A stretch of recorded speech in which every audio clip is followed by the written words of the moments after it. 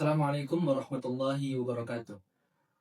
Sebagaimana yang kita ketahui bersama teman-teman, bahwasanya setiap kali sebuah peradaban mengalami kemajuan, maka akan diikuti dengan pengetahuan dan juga teknologi yang akan ikut bergerak maju.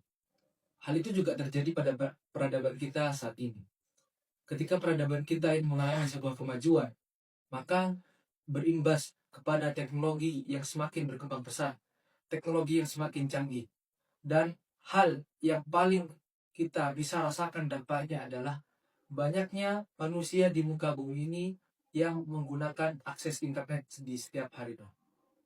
Dilansir dari data Reporter Internasional yang mengatakan bahwasanya dari total manusia di muka bumi sejumlah 8,25 miliar yang menggunakan internet, yakni sejumlah 6,4 miliar, atau bisa dikatakan 73,2% dari total populasi. Jika kita tinjau daripada konteks Indonesia, maka Asosiasi Penyelenggara Jasa Internet Indonesia dalam datanya menyatakan bahwasanya per 2025 sejumlah 229,4 juta jiwa itu mengakses internet atau sekitar 80,66%. Sedangkan yang menggunakan telepon atau menggunakan handphone untuk mengakses internet yakni diperkirakan 70 hingga 80%. Maka kemudian beberapa pakar atau tokoh mengatakan sebuah peluang atau sebuah solusi alternatif untuk meningkatkan konsep pendidikan di negeri kita di zaman ini, yakni adalah dengan memanfaatkan teknologi itu sendiri. Berkembangnya teknologi selalu menjadi sebuah peluang untuk meningkatkan pendidikan, meningkatkan kualitas pembelajaran di negara kita, juga menjadi sebuah pertanyaan besar. Apakah teknologi akan menjadi ancaman ataupun tantangan?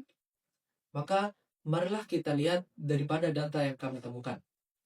Data pertama menyatakan bahwasannya di antara banyaknya manusia, di antara banyaknya jiwa yang menggunakan teknologi ini, sejumlah 200 juta sekian lebih jiwa yang menggunakannya, masih terdapat banyak sekolah yang belum terakses internet.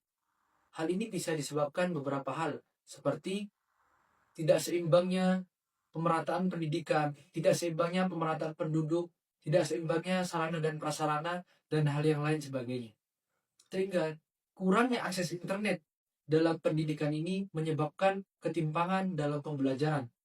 Sehingga sekolah-sekolah yang ada di kota memungkinkan untuk lebih maju daripada sekolah-sekolah yang ada di pelosok.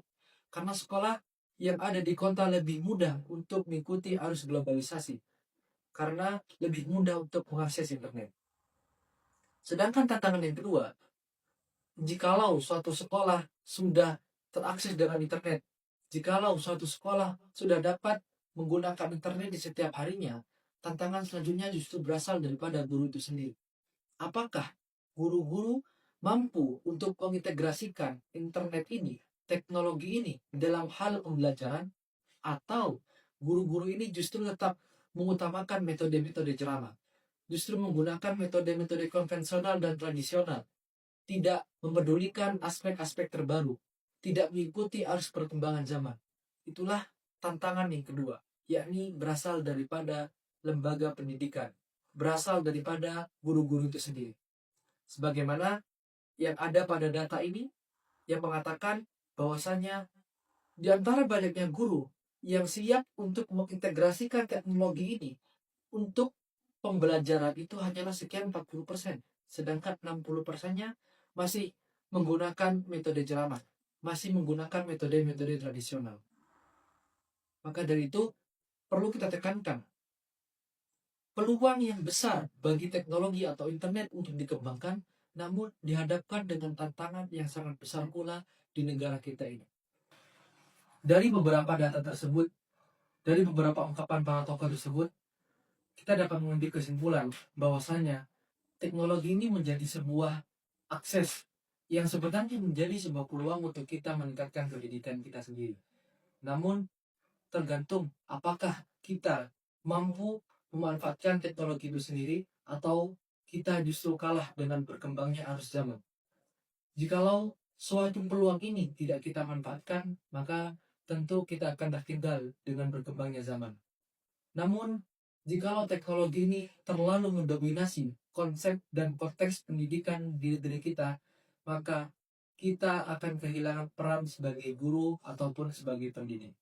Maka dari itu, marilah kita bersama-sama untuk meningkatkan kualitas pendidikan kita dengan mengikuti arus zaman, tetapi tidak lupa dengan prinsip-prinsip pendidikan. Sekian dari saya. Assalamualaikum warahmatullahi wabarakatuh.